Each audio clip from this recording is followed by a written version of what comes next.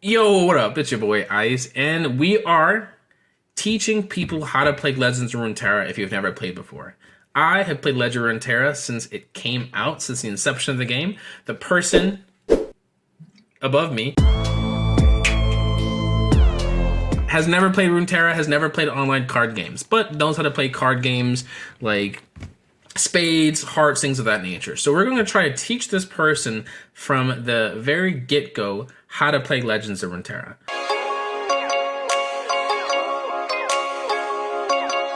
Before we get started on the cards, champions, followers, skills, action cards, tricks, we're just going to get to the basic outlines of the game.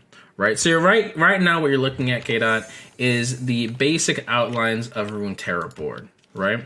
So you're going to see a couple of things. The first thing you're going to see is these beautiful little crystals on the left-hand side, right? This is our health pool.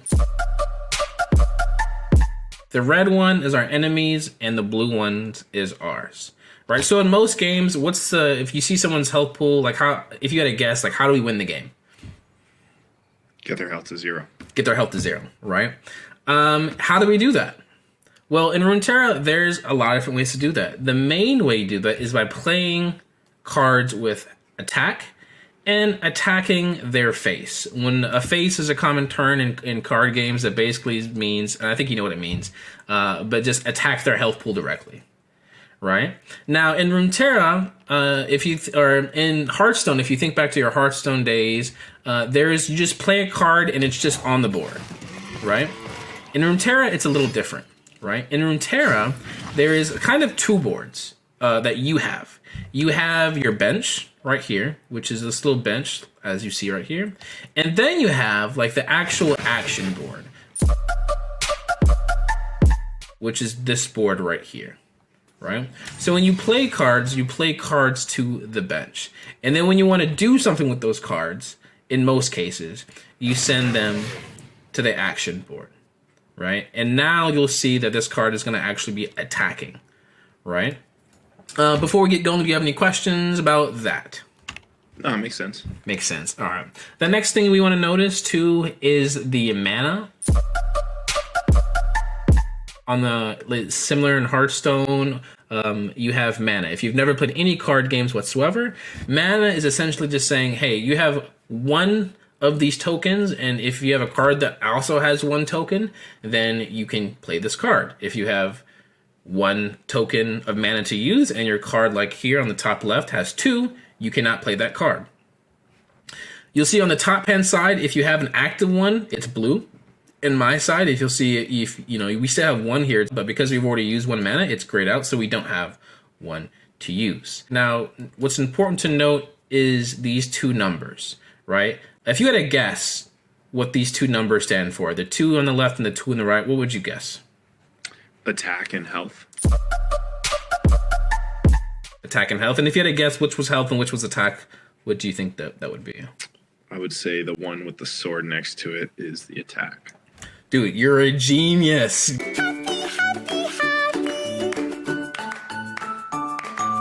You'll also notice there's another sword on the board. This sword right here. What do you think this sword could mean? I don't know.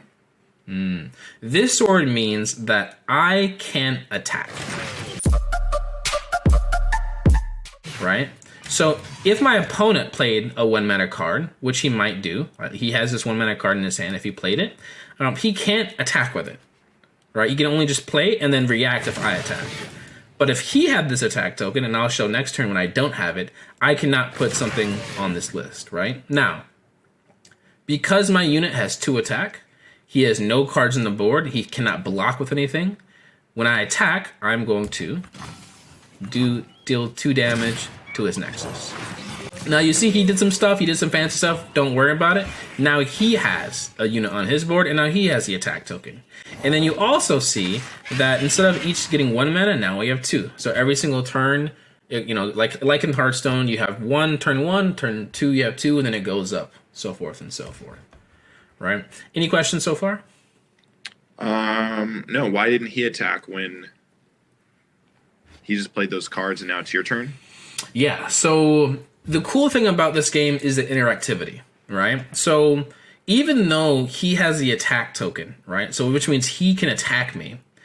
The way this game works is if he does something, I can do something, right? So if he plays a unit, then I have a chance to play a unit, right?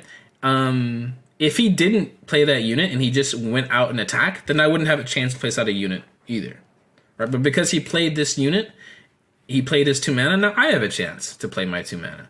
And in that case, I'll just play something just for the sake of something, and then I played this, right? Now he's attacking, right? Now I have the choice on how I want to block. I can block like this. I can put this unit with 1 attack and 3 health here. I can put this here. Which unit would you block? You choose to block with. Probably the 2/2 because your 2 attack will cancel out his 2 health. Exactly. And what would happen if I did it with the other one? He would kill your card, but his card would still be living. Exactly. Assuming that someone's never played a card game before, basically you want to get as good as trades as you can. So trades just mean your unit going into their unit. Does yours live? Does it kill theirs? Is it decent, right? So in this case, I will commit, and you will see his unit attack me, take me to 17, and then these units trade out. So that's the bare basics of lore. If you're getting to the game, that's the most important things you need to know. The Nexus health, trading, what this board means, and the mana gem. In the next video, we're going to, with all the information that our new player has, we're going to let him just play and then explain the game moving forward like that. Thank you for watching. We'll continue the next video next time.